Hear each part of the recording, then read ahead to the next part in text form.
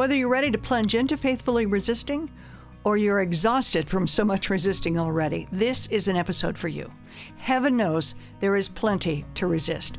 The horrendous big bill that Congress approved, misguided immigration arrests and deportation, slashes to medical research. I'm sure you could add many other items to this list that goes on and on. So, in this episode, you're about to hear from one of the leading resistance organizations in Colorado about some training you can take in July and August on nonviolence principles and direct action you can take. This is in-depth, powerful stuff. And then we have a conversation with Reverend Jen Simon from Jefferson Unitarian Church on how to keep up the good fight. She opens up about how she keeps going, and I know I felt better and uplifted after hearing what she had to say. So let's go. Here's our first conversation with Jordan Garcia at the American Friends Service Committee. We're glad to welcome for the second time on the Faithful Resistance podcast, Jordan Garcia from the American Friends Service Committee. Hi, Jordan. Glad you could be with us again. And the reason we wanted to talk to you again is because you've got some really impactful sounding trainings coming up for resisting. And I wish you would just jump in and tell me what the trainings are going to be about. Sure. So our training for Nonviolent Direct Action will be on July 19th in the morning from 9 to noon. And it's really going to cover quite a bit, but kind of some of the historical context of nonviolent direct action. And then it will also cover kind of some of the roles and responsibilities of kind of making a good action kind of come to fruition. And some fun interactive practice too. I imagine the names Gandhi and Dr. King will come up if you're doing some context. Absolutely, yes. We'll do plenty of kind of the philosophical backing of why nonviolent direct action is effective. Could you give me the kind of elevator 1 minute version of what the philosophical grounding is of nonviolent? Sure. So nonviolent direct action, we always say nonviolent direct action gets the goods, but basically what we mean is it's a really effective way to get people to understand the power that they have inherently and the power they have to make change. And so when we use that power that we have to make change, it means we are we're getting in front of decision makers. We're calling into the moral question of what is important, what is right, and what side of history do we want to be on. I am definitely old enough to remember times when people would link arms or just sit down. Has that changed? Is that kind of one of the basics of just resisting but without reaching out? Yeah, sure. I think that those methods and those tactics are very effective and have been over time for many years. And we'll also introduce the concepts of other types of resistance and other types of nonviolent direct action that we think also count. So an example would be, this might be a little bit cerebral, but a syringe exchange is also a form of nonviolent direct action. So you're meeting a need in the community that is technically, or it was at one point technically illegal, but because you believe in the moral righteousness of it, you participate in it anyway. That leads me to ask what consequences it can have that are not positive, as in being arrested, for example. Sure. Well, I would, call into question that. So, for example, the Jewish Voice for Peace folks participated in a nonviolent direct action in which there were arrests that happened. And those arrests, can sometimes result in just a ticket and a dismissal or something like that. But a gentleman named Arnie Carter, who's a good friend of mine, he actually decided to go ahead and take his case to court. And then he was able to actually use the court system and that process to platform his views on peace and on the liberation of Palestine. Yeah. And he was actually he got his day in court, and he used that platform, and then he really changed a lot of minds, and really was able to see that happen too. So it is possible for nonviolent direct action to result in what I would call like a legal consequence, but those legal consequences can be varied. Well, and also, I called it negative because it is kind of frightening to think about being arrested. But considering what's at stake, there are a lot of people, they need to think it through, but for them, it's going to be worth it. Absolutely, yeah. Couldn't say it better myself. So tell me again when and where the training will be and how a person can register. So we do have a registration link, and we'll send you the location once you register. But it's on Saturday, July 19th from 9 in the morning until noon. And then we do have some snacks, and we will have interpretation into Spanish, primarily from English, but it'll be simultaneous interpretation. And then there's a repeat of it in August, Yes, on August 9th. and then further training after that. Yeah, and then the training session that happens after that will be more of a practice session, kind of a practicum. People can come and bring their actions to get workshopped by the group, and to see we can make them stronger. And if you're talking to someone, as you are now, and saying why you think it would be a valuable thing for them to come, what's your pitch? Yeah, I think we're in a unique moment right now. The administration is really going to hand it to us, and we would like to be in community with people who are willing to hand it right back. And that says it really well, too. Thanks. I know it was just a few minutes, but I wanted people to know about the training so that we'll put up the website so that they can check it out, get registered, find out where it is, and be there. I hope you get so many people you can hardly believe it. Great. Well, thank you so much. I appreciate it so much, Chris. Sure. Thanks, Jordan. Have a good one. Again, here are the dates for the training. Saturday, July 19th, 9 to 12 in the morning. It'll be essentially repeated on August 9th. We put the link up before, but I found it easier to just Google AFSE Colorado Nonviolence Training, and you'll get the registration from there. Now, whether you've gone to no protests or constant protests, this next conversation with JUC's Reverend Jen Simon is for you. We're so happy once again to talk to Reverend Jen Simon from Jefferson Unitarian Church, who has justice as her portfolio, and heaven knows there's a lot for you to do with justice these days, Reverend Jen. I want to start by asking you, what is making you the most concerned these days? My main concern, I think, in the right now is that we have had a groundswell of grassroots folks, many of whom have never gone out before, to protest. And my concern is that we need to be keeping that pressure up.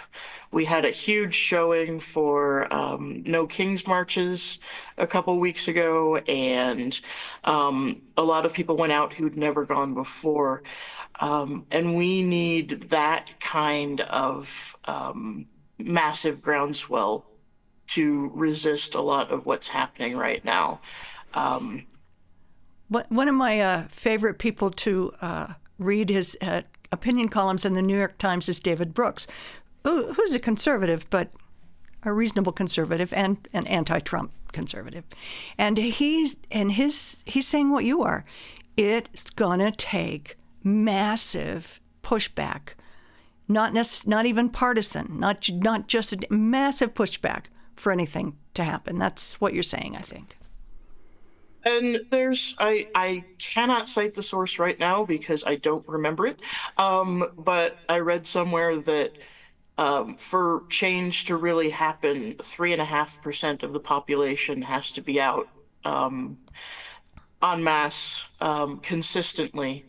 That's what we had for No Kings. And I just think it's so important right now for us, not only people at JUC, to go out and protest, but for us to grab a friend, grab a neighbor, grab a sibling, bring somebody who's never done this before and might be a little intimidated by it.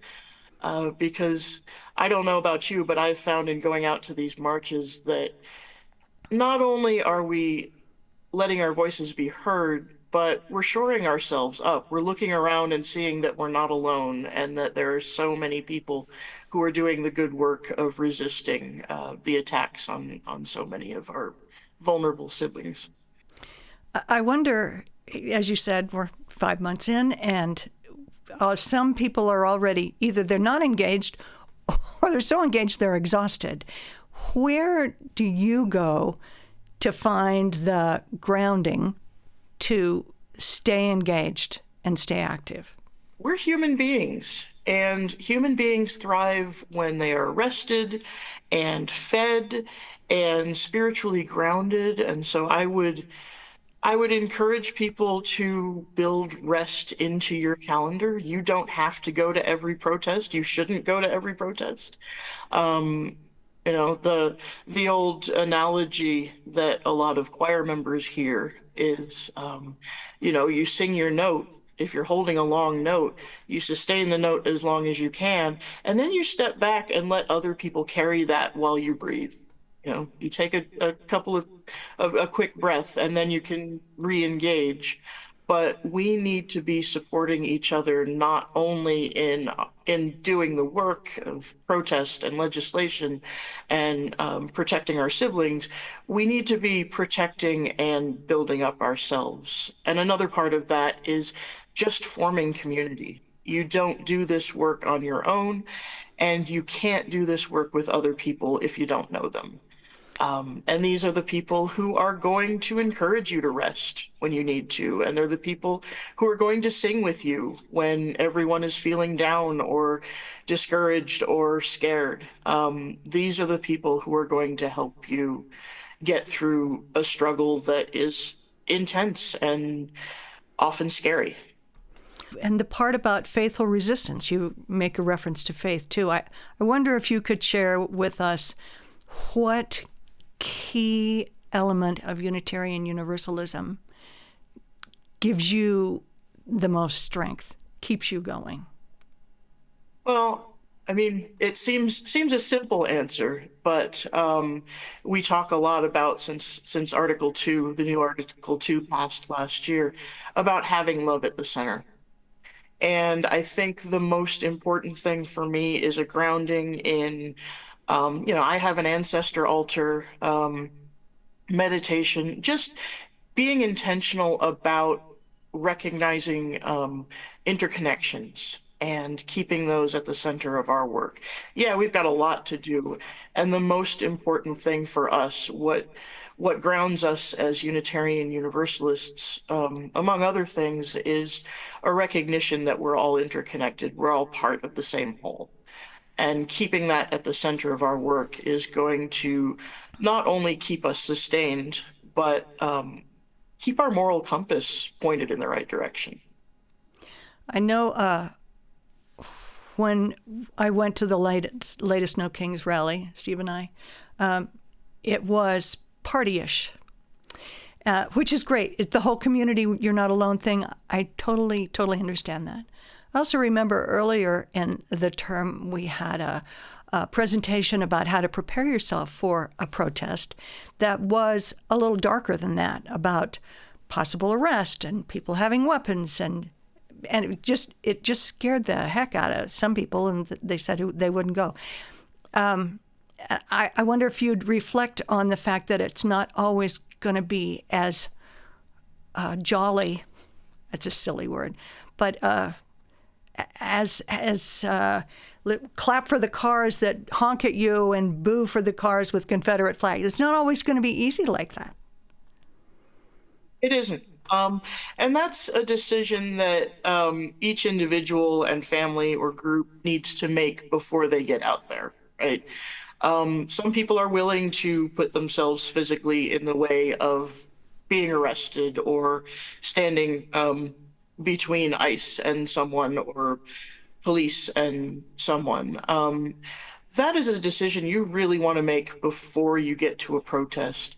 In most cases in the protests, if you don't want to be arrested, if you don't want to do that, you often have warnings before, but not always. And you should realize that every time you go out there, even for the party protests, there is a risk that it could turn, it could take a different direction.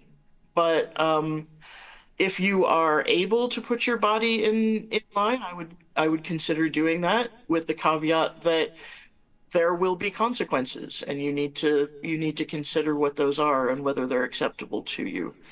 But it takes both. It takes kind of you said, kind of party atmosphere to bind people together, and it is so important that our what I've heard termed is our holy anger is out there as well, because we should be angry.